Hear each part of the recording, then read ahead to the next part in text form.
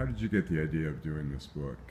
Well, I have been trying to find a way to tell the Armenian story for the last 25 years, since my grandmother had died, and a year after she died I went to Armenia for the first time after the earthquake, and that one trip has kept me going back again and again for the last 25 years. So in the last 3 years I've really made a concentrated effort to publish this book and get a body of work out in commemoration of the 100th anniversary of the Armenian genocide, which my grandmother was a survivor of. And how many trips did you take in the last 3 years? In the last 3 years I went to Armenia once, and then I spent almost a month in Turkey traveling through historic Armenia, documenting the villages and the areas that were Armenian, and also went to the village that my grandmother was from and tried to retrace her steps after the genocide as best I could.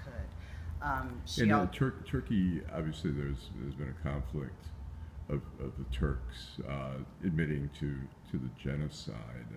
How does that play into the book, or does it? Well, I feel like Turkey will not acknowledge it as a genocide. There are a lot of political reasons for them not to do that.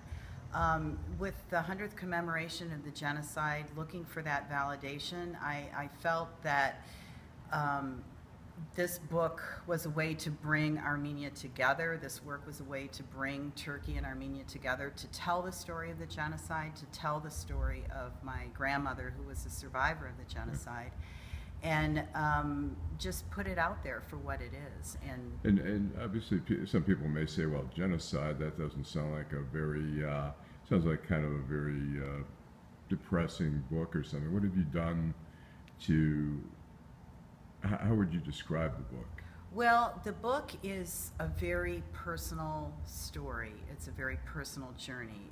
It's my grandmother's story. And is it just to provide some hope, or I think so, because what I had learned, my fear when I lost my grandmother was losing the connection to being Armenian. And that's why I went to Armenia so many times. When did she pass away? She passed away in 1987. I think. And were you close with her? I was very close to her. And did she talk about the... She did. She did. She didn't talk about it all the time, but she definitely, told her story. And what I did was I sat down with her with a tape recorder when I was about 18 years old and asked her to tell me her story. So I had this tape that replayed all the different villages, what she could remember from that, and that's what my cousin Bob Orlean writes about in the book. He writes the introduction to the book. And yes, it's sad to go to Turkey and to see what is left.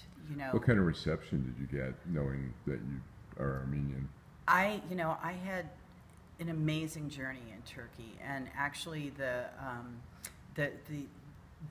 guide, the driver that we had for this trip was Kurdish, and I never once felt threatened. I was always welcomed and taken care of. People were warm to you? Or? Yeah, but then I also don't... Is there any guilt? Is there any expression of that, or is that...